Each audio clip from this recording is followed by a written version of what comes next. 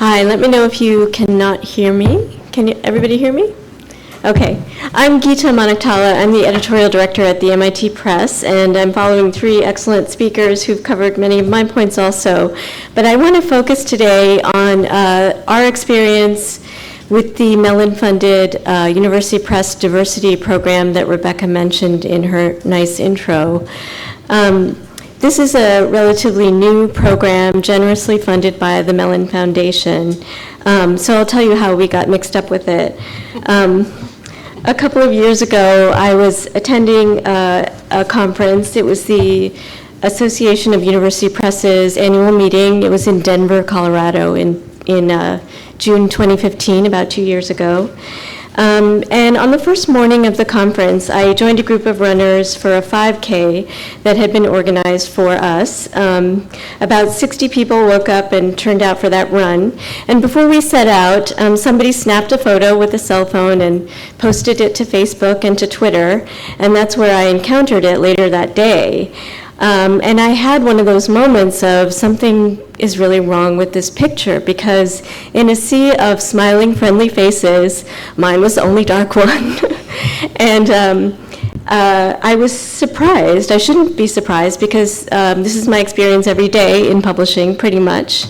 Nonetheless, it really struck me in that moment.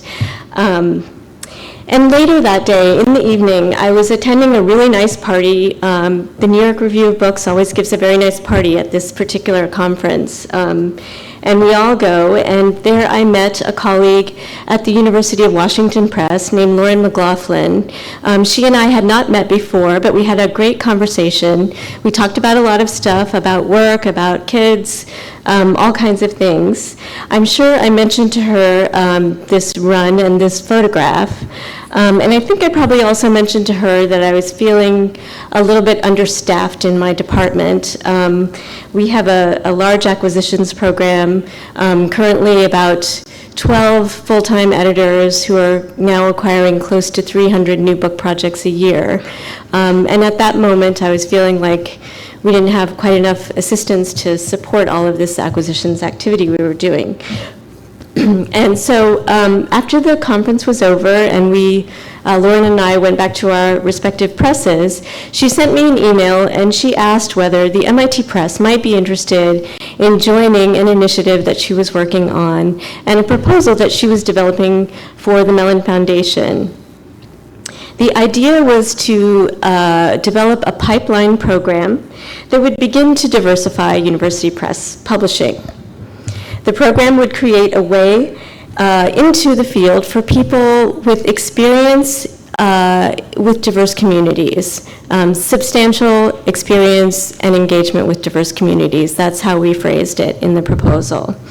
The other qualification would be exceptional academic credentials. So those are the two things we were really looking for. Lauren had already enlisted two other colleagues, one from Duke University Press and one from the University of Georgia Press.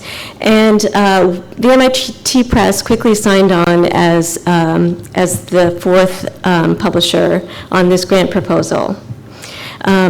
We made our proposal to the Mellon Foundation later that year, and it was approved.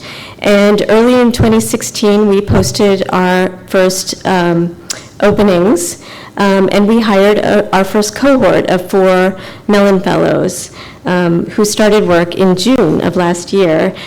Jesus, who's here, was our first fellow, and there are 3 others at the other presses.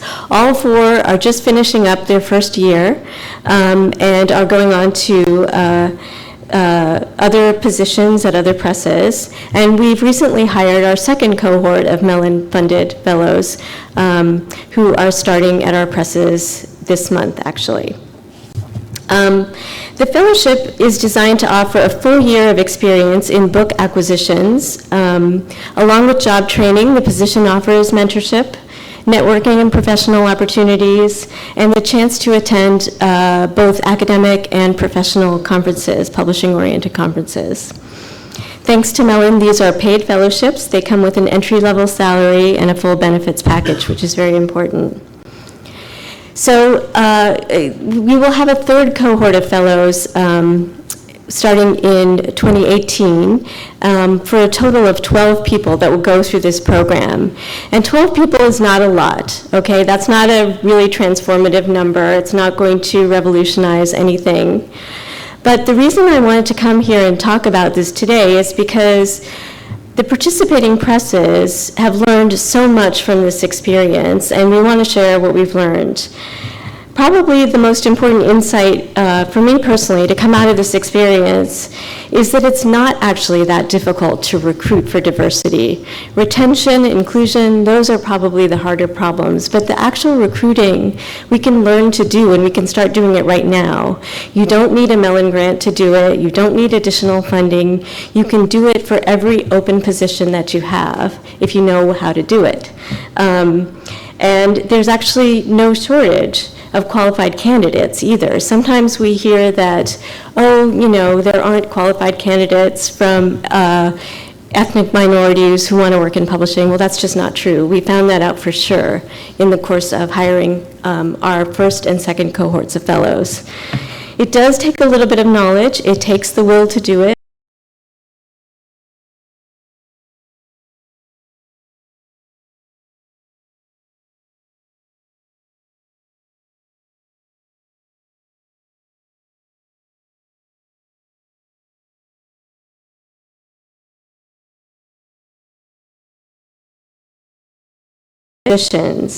Without a lot of effort. And I think many of us are used to doing minimal kinds of posting, getting a lot of applicants, in the hundreds maybe, for our entry-level positions, and then filling them with somebody we already know, an intern that we've worked with and that we like and that we feel some obligation to, somebody who's been referred to us by a colleague or a friend or a professional contact.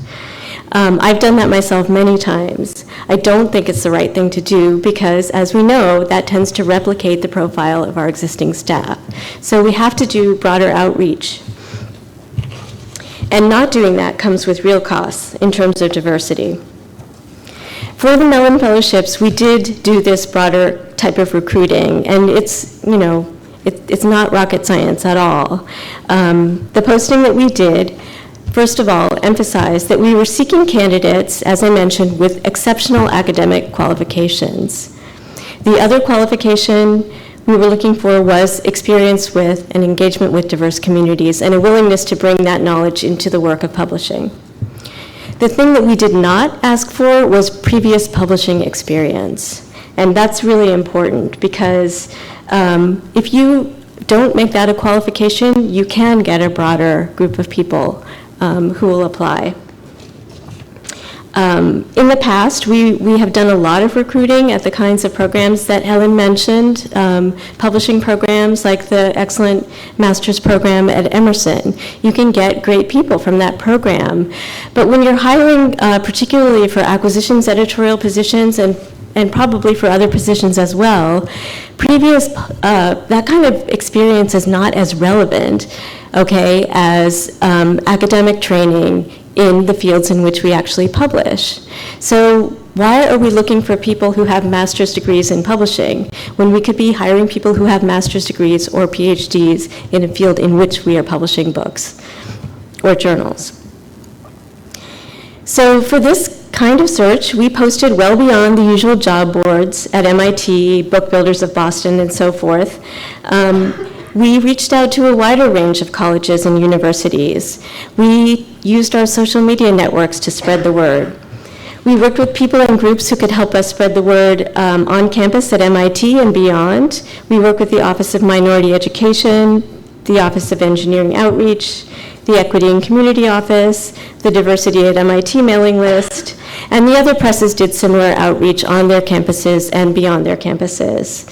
And the results were very striking in terms of the applicants that we got.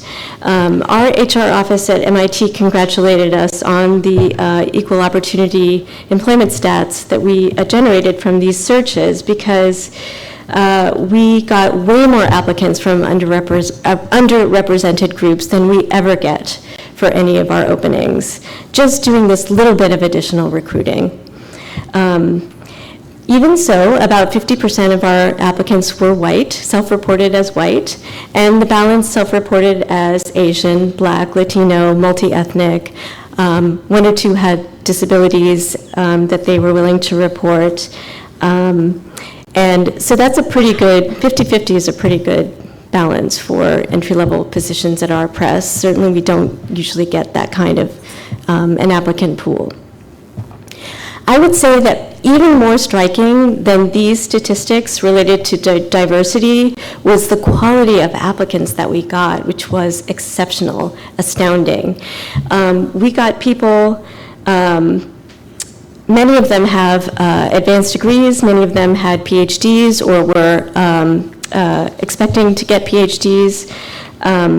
The level of academic achievement was so high among these applicants that it was incredibly difficult to narrow them down even to 20 or 30, and that from the 50 who self-reported as non-white. In the past, in an entry-level search, I might have been tempted to dismiss some of these kinds of applicants as overqualified for my entry-level position. I would have reasoned to myself that, oh, she's going to go back into academia, she's not going to stay in publishing, or I won't be able to keep him for more than a year, and I'll have to go and find somebody else after that. Well, I think another really important insight here has to do with being willing to consider someone who's actually smarter and better educated than I am, and who's not going to stay my assistant for 4 or 5 years. I think it's really important that we look at entry-level positions a little bit differently than we have in the past. These positions should not be long-term parking for somebody's publishing ambitions. They should be a stepping stone, a springboard. If we're going to recruit for diversity, we also have to make a commitment to helping people move up and out, or up and up within our organization, to promoting them when they're ready to be promoted and to move up. And if we're hiring people with that kind of academic achievement, they're going to be able to move up more quickly. So when I think about the challenges associated with this, that might be the hardest one that I'm looking at right now, is how to create that, those opportunities for professional development and professional advancement in an industry that's not really growing, and where those opportunities do not open up consistently within one's own company, certainly. There are a lot of positive effects that have come from starting to think about diversity at my press. I think overall, not just because of this fellowship program, but because of other conversations going on, we are slowly becoming more comfortable talking about this topic. I would say a few years ago, we were not at all comfortable talking about it, and that's the biggest initial barrier, right? Everybody has to get comfortable even discussing this, having the vocabulary for it, understanding what's legal, what's not legal, what's okay to talk about, how to talk about it. That's a considerable barrier.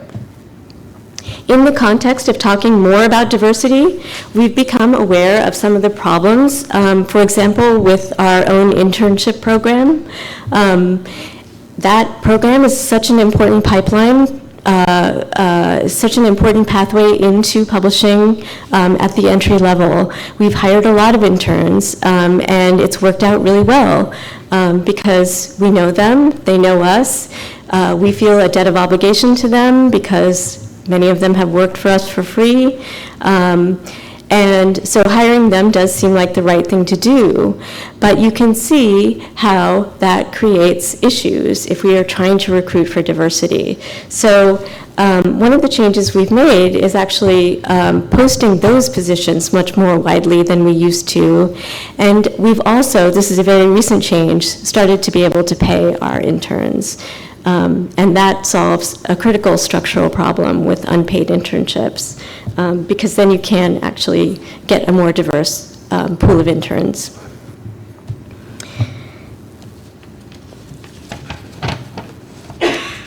Some of the takeaways, I would say, for any group of people or any company that's interested in diversifying its workforce is, as my colleagues have already said, this is not going to happen by itself. We have to help it to happen. We have to commit to it. We have to make explicit efforts to do this. It's not too late to do it. If we help our colleagues to become more comfortable talking about diversity, if we begin recruiting more widely and explicitly for diversity, if we consider all the applicants we get, not just the ones we know or who are referred to us, we can actually make a big impact, position by position, opening by opening. It will take time, but it's very possible to do it. We need to consider candidates who do not already have publishing experience, but who can bring us other valuable kinds of experience, both professional and academic. We cannot rule out candidates who strike us as being overqualified, especially for entry-level positions. We need to take the opportunity to raise our own standards for the people we will consider. If we think about recruiting for diversity in this way, we can see that it's not a matter of lowering our standards for the people we will consider. It's a matter of raising them, actually. And I think that if we can figure out how to create more opportunities for these exceptional people, really to promote them and help them to advance in the field, that will have the biggest impact of all. Thanks.